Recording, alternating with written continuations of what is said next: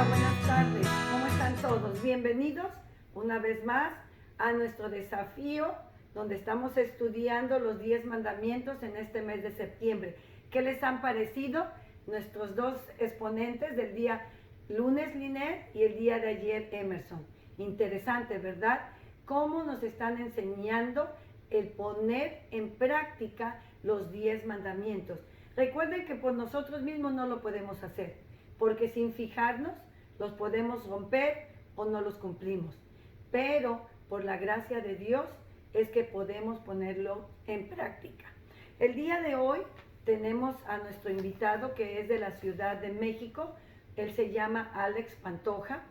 Él fue llamado al ministerio pastoral y fue a estudiar al seminario bíblico en la ciudad de Puebla. Ahí él sintió el llamado junto con su esposa Liz y sus 3 hijos para poder ir al país de Turquía como misioneros. Fíjense nada más, es un reto también el ir a un país tan lejos de nuestro continente, con otra cultura, con otro idioma y con otras costumbres. Pero ellos estuvieron ahí enseñando la palabra de Dios durante 7 años. Después, cuando ya regresaron, vinieron a estudiar al Instituto Río Grande para seguirse preparando en la obra del Señor. También ahora el Alex y su familia se encuentran de misioneros sirviendo en la ciudad de Guadalajara, Jalisco, México. Ahí están junto, ¿verdad? Ellos siempre tratan de estar involucrados en la obra del Señor y de la misma manera, cuando alguien llega a su casa, los reciben con un amor fraternal, reflejando el amor de Dios en sus vidas. Nos da muchísimo gusto poderlo tener con nosotros el día de hoy y queremos darle la bienvenida como Iglesia Dios con nosotros y le damos todo el tiempo para que nos siga enseñando más de cómo podemos poner en práctica los 10 mandamientos. Adelante, Alex. Gracias. Hola hermanos de la Iglesia Dios con nosotros, reciban un saludo y todos y cada uno de ustedes, amigos y hermanos que nos visitan en esta reunión virtual. Pedimos a todos y cada uno de ustedes su atención para los temas que se van a tratar. En esta ocasión, el primer tema a tratar es el 5º mandamiento, que se refiere al respeto a la autoridad. En las Escrituras lo citan así en Éxodo 20:12. Honra a tu padre y a tu madre para que tus días se alarguen en la tierra que Jehová tu Dios te da. Honra a tu padre y a tu madre. Siendo este el primer mandamiento que se refiere a las relaciones entre personas, a las relaciones entre nosotros como semejantes, es un pilar en nuestras relaciones, porque en casa es donde aprendemos el principio del respeto y el principio de la autoridad. Desde pequeños tenemos en casa el amor, el apoyo, el cuidado de nuestros padres para crecer, para desarrollarnos. Y si no hay estos principios en casa, en estas circunstancias, antes de salir a la calle, tendremos deficiencias. Y si estas deficiencias se juntan con las deficiencias de otros que están en las mismas condiciones que nosotros, se pueden volver problemas sociales. Problemas como el abandono, como la adicción a las drogas, como el pandillerismo, como la desviación a conductas sexuales indebidas, abusos de diversos tipos, etc. Por lo anterior, la mejor manera de prevenir desórdenes en la sociedad comienzan en casa.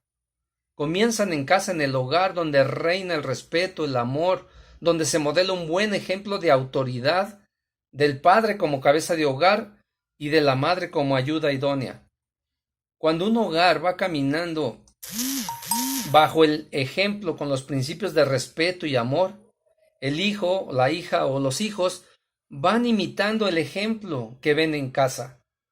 Cómo trata el padre a la madre, cómo platican las cosas cotidianas como marido y mujer, cómo se le da especial importancia a leer y meditar la palabra de Dios en familia, cómo se va modelando el papel de autoridad con amor y justicia. Cuando los niños crecen bajo estos preceptos, es muy probable que se conviertan en adultos sanos, que llegarán a ser padres que multipliquen el modelo que vieron cuando ellos eran niños. Yo como mexicano crecí en la Ciudad de México. Fui afortunado por crecer en un hogar donde estaba mi papá y donde estaba mi mamá, aunque Cristo no estaba ahí en nuestras vidas, porque Cristo me salvó a los 23 años y con ello yo llevé el Evangelio a mi casa. Pero aún así crecí respetando a mi mamá. Crecí viendo a mi padre dirigir el hogar, lo vi tomar decisiones importantes. Ahora, yo como padre, como cristiano de primera generación, batallo con actitudes que no eran correctas y agradables a Dios. Pero con la ayuda de Dios y obedeciendo sus mandamientos como este que estamos viendo, honra a tu padre y a tu madre, es que podemos seguir creciendo, podemos aprender a modelar un buen ejemplo. Puedo ayudar a mis hijos a ser un buen modelo para que ellos puedan ver un buen modelo en su padre y en su madre como mi ayuda idónea y juntos caminando con Dios. Si tú eres padre o madre, tienes el gran privilegio acompañado de un gran reto que se puede convertir en un gran logro. Si tú eres padre o madre que ya tienen hijos casados, que ya tienes, como dicen algunos, tu nido vacío, aún tienes un rol importante que jugar como abuelo y como padre o como madre, porque los que tenemos años de casados aún necesitamos del consejo de papá o mamá en ciertas circunstancias. Tuve el privilegio de tener un papá y una mamá que duraron 65 años de casados. Eso ya tan solo me deja un estándar muy alto para alcanzar. Un estándar para imitar. Ya mis padres fallecieron, pero pude disfrutarlos. Y se cerró esa etapa en mi vida, teniendo yo, junto con mi esposa, el gozo de haberles dado lo que estuvo a nuestro alcance, sobre todo en los últimos años, en los que ellos necesitaron un poco más de asistencia. Ahora Dios me bendijo no solo con unos padres que ya fallecieron, sino Dios me extendió su gracia con dos suegros que son como mis padres. ¿Por qué? Porque ellos siempre están dispuestos a ayudarme como familia o ayudarnos como familia. Tengo su plena confianza, se preocupan por nosotros, oran por nosotros y cuando ven algo que necesito cambiar o mejorar, me lo dicen también. Aunque mis padres ya murieron, como mencioné, mis suegros han sido o han llegado a ser para mí esa extensión, una bendición de mis padres. Y sin duda ellos juegan un rol muy importante en mi vida y en la de mi familia. Desde que nos casamos, mi esposa y yo, apartamos tiempo para estar con nuestros padres. Apartamos tiempo para estar con los padres de mi esposa.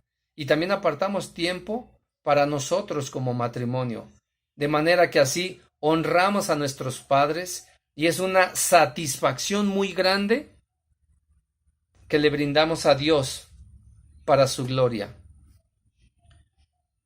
Cada uno de los que forman parte de la Iglesia Dios con nosotros tienen el gran reto de ser padre, el padre que Dios quiere que seas, cumpliendo tu actividad como cabeza o como autoridad de tu hogar, pero sometido a la autoridad de Dios y a las autoridades civiles. Las madres que forman la Iglesia Dios con nosotros y los que nos están escuchando tienen el reto de ser las ayudas idóneas que Dios quiere que sean, ayudando a sus respectivos esposos a dirigir el hogar estando bajo la autoridad del varón como Dios mandó. Lo anterior quiere decir que la mujer tiene una función muy valiosa e importante en el hogar. No se trata de quién es más, sino de seguir el orden establecido por Dios. Aquellos de ustedes que nos están escuchando tienen el reto de aprender a obedecer a sus padres y a ser los hijos e hijas obedientes que Dios quiere que sean, estando en todo momento sometidos a la autoridad del Padre hasta que se casen. Yo sé que lo anterior es difícil para los jóvenes que cumplen 18 años en los Estados Unidos, porque llega el tiempo de la universidad y con ello la libertad que necesita ser vivida bajo la autoridad de los padres, aunque físicamente estén en diferentes lugares, y la prueba de fuego de cómo se van a comportar va a ser si respetan a sus autoridades civiles. Si aprendieron a obedecer a sus padres en casa, es muy probable que obedezcan a sus profesores. Será muy posible que obedezcan a sus autoridades académicas y que obedezcan a las autoridades civiles, a las autoridades civiles en las actividades que realicen. En Turquía, donde yo tuve la oportunidad de servir algunos años, pude apreciar mucho movimiento de jóvenes de un lado a otro del país para comenzar la universidad. Aunque estos jóvenes tenían cierta libertad, ellos, por su cultura, sabían que seguían dependiendo de sus padres, no solo económicamente. En ese país es cuestión de su cultura de honor y vergüenza. Su cultura de honor y vergüenza. Lo anterior se ve no solo al salir los jóvenes a la universidad, aún casados. En esa cultura los jóvenes le muestran respeto a sus padres. Siempre muestran una seña de respeto hacia sus padres. Es hermoso ver a los turcos que como sociedad, aunque ya hayan salido de su casa, aunque hay unas excepciones, respeten a sus padres. Lo anterior, como comenté, por cuestión de su cultura, cuanto más debemos hacerlo nosotros, que conocemos al Hijo de Dios, que por su gracia hemos sido limpiados de nuestro pecado. Así que no es por cuestión de cultura, sino más bien por cuestión de que Dios manda a los hijos obedecer a los padres. Así es que tú, joven, debes obedecer a tus padres, a tus autoridades. En la medida que hagas esto, estarás honrando a tu padre y a tu madre y estarás contribuyendo a construir una sociedad sana, una sociedad saludable, una sociedad que en lugar de promover actos inmorales, de promover divorcios, de promover matrimonios mixtos, de promover rebeldía contra Dios, que eso es lo que vemos por muchos lados, más bien que promueva la obediencia a la autoridad. Y este principio comienza en casa. De lo contrario, como individuos y como sociedad, pagaremos las consecuencias. Un ejemplo más, teniendo yo 30 años de edad, mi novia, ahora mi esposa, decidimos casarnos y así lo hicimos. Mi esposa, yo pedí permiso a mis suegros para ser novia de mi esposa.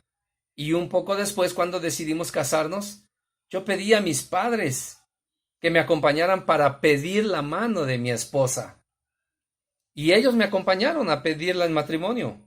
Yo, un joven de 30 años, en el año 2004, en este siglo, no puede ser, pidiendo permiso para casarse. Claro que sí. Los principios, los mandamientos, los decretos de Dios no pasan de moda. Están vigentes por encima del tiempo. Por último, honra a tu padre y a tu madre para construir familias sanas. Honra a tu padre y a tu madre para construir familias fuertes. Sexto mandamiento, muy breve, y donde dice el Señor a su siervo Moisés: no matarás, para que él dejara dentro de las tablas de la ley a su pueblo. Está este sexto mandamiento: no matarás. Un autor dice: vive y deja vivir. Es un mandamiento, como ustedes han escuchado, muy breve, pero tiene implicaciones muy interesantes. Puede tener algunas otras, pero quiero dirigirlas hacia algunas de ellas. Pero antes de que entremos a estas implicaciones, es interesante para mí observar un versículo que está al principio del libro de Éxodo. En Éxodo 2, versículo 12, Éxodo 2:12, cuando Moisés aún no había tenido un encuentro con Dios. En ese momento es que está esta parte de la escritura donde dice, entonces miró, está hablando de Moisés, Moisés miró a todas partes, Moisés miró a todas partes y viendo que no parecía nadie, mató al egipcio y lo enterró en la arena. Moisés miró a todas partes y viendo que no parecía nadie, se levantó y mató al egipcio. Para mí es muy interesante esto porque está relacionado con el tema que estamos viendo. Obviamente, años después el Señor encontraría a Moisés y trabajaría en su vida, y tiempo después le daría las tablas de la ley donde se encuentra una de ellas, que es esta, no matarás. Pero para mí es muy interesante que Moisés previamente ya había matado. No sé qué pasó por la mente o qué sintió Moisés al ver aquellas tablas y encontrar aquel mandamiento que el Señor le dio que decía, no matarás. No sé qué pasó por su mente, pero una cosa es cierta, el hecho estaba ahí. Moisés mató a un hombre. Ese es el hecho importante. Mató a un hombre que está relacionado a este mandamiento precisamente que estamos viendo. El sexto mandamiento que dice, no matarás. No sé si alguno de ustedes en la audiencia haya matado o haya tenido este tipo de experiencia que para nada ha de ser agradable, pero ciertamente es una cicatriz con la que hay que aprender a vivir. Sobre todo cuando esta acción matar no es parte de tus hábitos, cuando tal vez le privaste de la vida a alguien y no fue tu intención o aún fue antes de que conocieras a Cristo. Recordemos que Moisés no había tenido aún un encuentro con Dios, y aunque él pensó en ese momento que tenía las motivaciones correctas, defender a su paisano, a su compatriota israelita, de los egipcios, y al mirar que nadie lo veía, fue que entonces realizó este hecho de quitar la vida a un egipcio. Pero hay que aprender a vivir a veces con este tipo de cicatrices. Yo sé que hay personas que tal vez disfrutan el matar, pero bueno, este ya es otro tema. Son personas que no se tocan el corazón para hacerlo, para quitar la vida a una persona. Moisés, a pesar de tener esta cicatriz o esta marca en su vida, aprendió a vivir como a Dios le agrada, y por tanto, así es que también la Escritura nos dice más adelante acerca de él, que Moisés tuvo un lugar muy especial en el corazón de Dios, porque dice que fue un siervo humilde como ningún otro en la tierra. Así dice la Escritura en Números 12:3. Moisés, un siervo humilde como no hubo otro en la tierra, y que tenía un lugar muy especial en el corazón de Dios. Así es que estamos viendo, no matarás, pero también entonces podemos ver que cada vida es preciosa a los ojos de Dios, como algunos autores lo han declarado. Cada vida es preciosa a los ojos de Dios. Así es que, hermanos, entonces sí entremos a la primera implicación. La primera implicación es que si Dios es quien dio la vida, ¿quién soy yo para quitarla? Si Dios dio la vida, ¿quién soy yo? ¿Quién eres tú? ¿Quién es cualquier persona para quitarla? Solo Dios es el Señor de la vida. Solo Dios es Señor de la vida, y por tanto Él es quien determina cuándo terminará mi vida, y no yo, ni otra persona. Lo anterior, tal vez sabes, es difícil de entender porque enseguida viene a nuestra mente qué pasa con gente violenta. ¿Qué pasa con personas que practican abortos?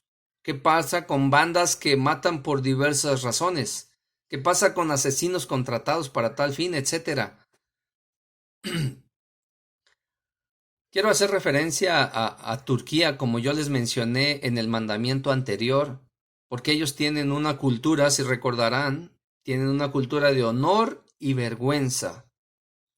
Una cultura de honor y vergüenza en donde cuando en esa sociedad no habría problema con un padre avergonzado por su hijo o su hija para quitarle la vida, para lavar su honor, lo cual iría en contra de no matarás, lo que estamos viendo ahí, pero su cultura y obviamente tienen una forma diferente también de credo, su cultura de honor y vergüenza, para alabar el honor, su honor como padre, puede llegar incluso a quitarle la vida a su hijo o a su hija, y eso para ellos es un honor.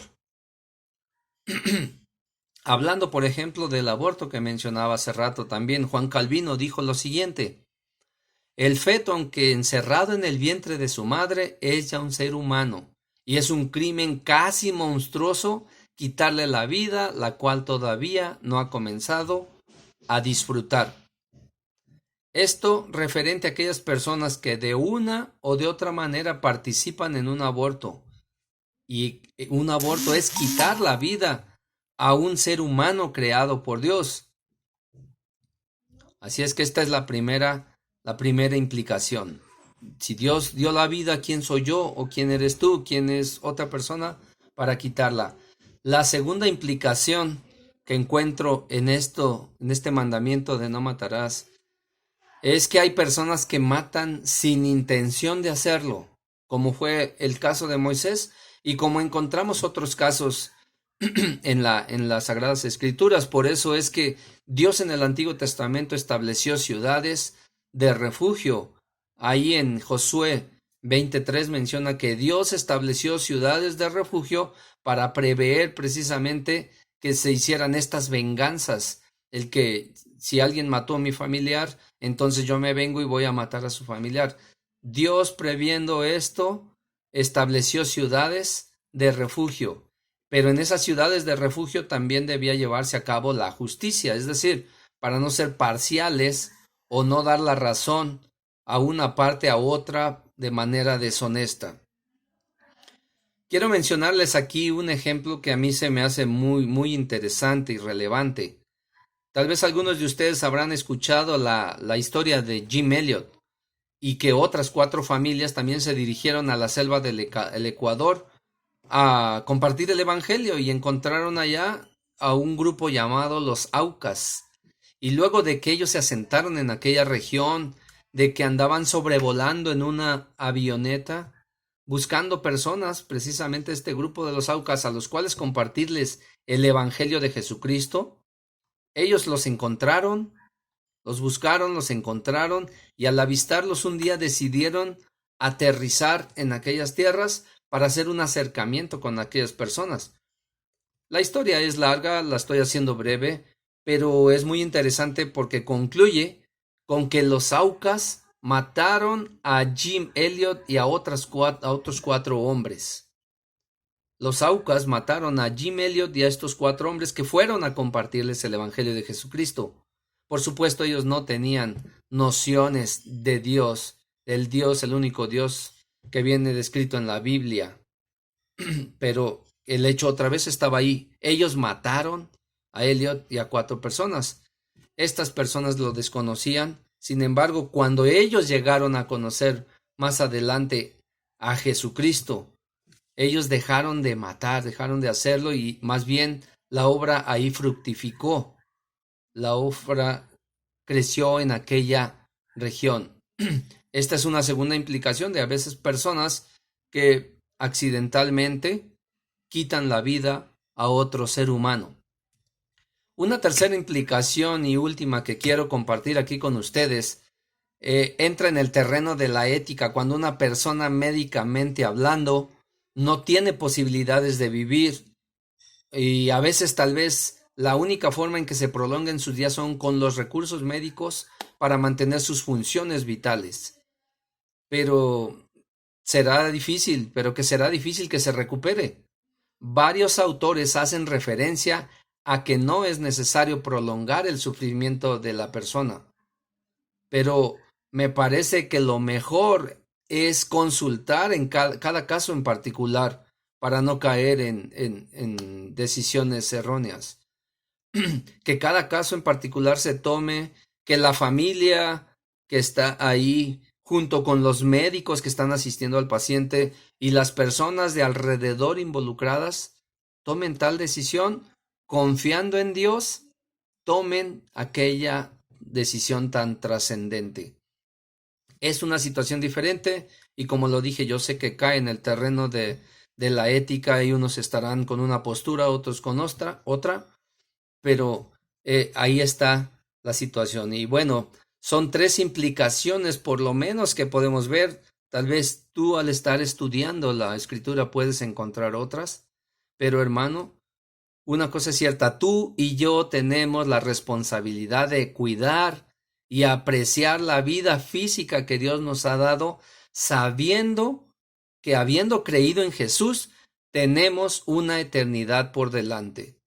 Para terminar, lo repito una vez más, tú, hermano, y yo tenemos la responsabilidad de cuidar y apreciar la vida física que Dios nos ha dado, sabiendo que habiendo creído en Jesús, tenemos una eternidad por delante.